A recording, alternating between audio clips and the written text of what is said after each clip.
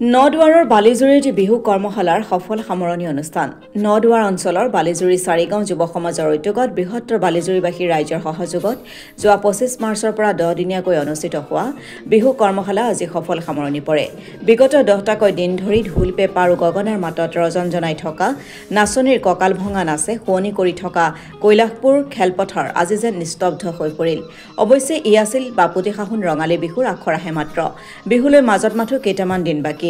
অভিজ্ঞ প্ৰশিক্ষকৰ দ্বাৰা প্ৰশিক্ষণ প্ৰদান কৰা এই বিহু কৰ্মশালাখনিত অঞ্চলটোৰ বিভিন্ন জাতি জনগোষ্ঠীৰ শতাধিক কণ শিশু কিশোৰ কিশোৰী আৰু যুৱক যুৱতীয়ে অংশগ্ৰহণ কৰি ঢোল বাদন পেঁপা বাদন বিহুনাম জাপি নাচ কাহি নাচ আদিৰ প্ৰশিক্ষণ গ্ৰহণ কৰা পৰিলক্ষিত হয়। বালিজুৰি কৈলাশপুৰ খেলপথাৰত অনুষ্ঠিত বিহু কৰ্মশালাৰ সামৰণি অনুষ্ঠানটিত বিশিষ্ট অতিথি হিচাপে অংশগ্ৰহণ কৰে সমাজকৰ্মী লাল বাহাদুৰ লিম্বু, নাৰায়ণ থাপা, জান শইকীয়া, লক্ষী শইকীয়া, যোগাই শইকীয়া আৰু দেৱ বৰা আদিকে ধৰি গণ্যমান্য ব্যক্তিসকলে। বিভিন্ন কৰ্মশালাৰ এই সামৰণি অনুষ্ঠানটিতে চাৰিগাঁও যুৱ সমাজৰ তৰফৰ পৰা প্ৰশিক্ষাৰ্থীসকলক একোখনকৈ প্ৰমাণপত্ৰ প্ৰদান কৰা হয়।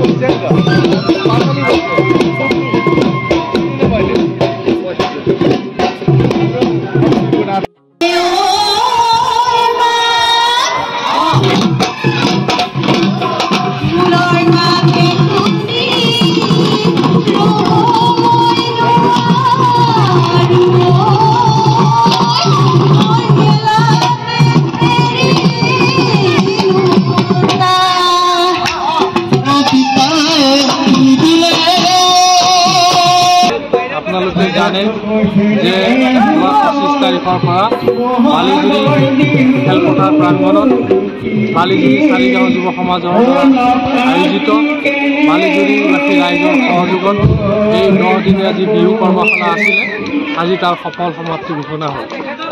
আমি বিগত বৰ্ষতো বালিজুৰি চাৰিগাঁও যুৱ সমাজে বিষ্ণুপুৰত ৰাস পাতিছিলোঁ। তাৰ আগৰ বছৰ আমি বালিজুৰি আমি ৰাস পাতিছিলোঁ।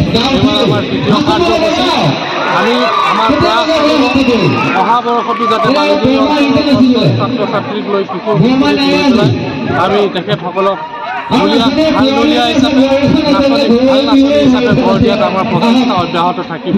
এইকেইটা আপোনালোকক আমি জনাব পাইছোঁ কি হ'ল যে ইতিমধ্যে আজি বালিজুৰি অঞ্চলৰ বৃহত্তৰ ৰাইজৰ জৰিয়তে এখন মুকলি বিহু উদযাপন সমিতি আমাৰ গঠন হৈ গৈছে।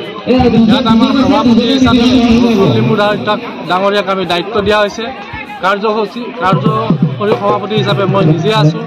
আমাৰ ইয়াত সম্পাদক হিচাপে আছে নকুল বৈশ্য, মোৰ ভাই আৰু আমাৰ ইয়াত সম্পাদক হিচাপে আছে পূৰ্ণ প্ৰধান। আপোনালোকে দেখিছে যে বাৰে বৰণীয়া ইয়াত বালিজুৰি যি জাতি জনগোষ্ঠীৰ সকলো স্তৰৰ মানুহ মিলি এখন পূৰ্ণাংগ সমিতি আমি গঠন কৰিছোঁ আৰু 15 বহাগৰ আগে আগে আমি বালিজুৰি অঞ্চলত এখন মুকলি বিহু ৰাইজে ভালকৈ উপভোগ কৰিব পৰাকৈ আমি আয়োজন কৰিছোঁ।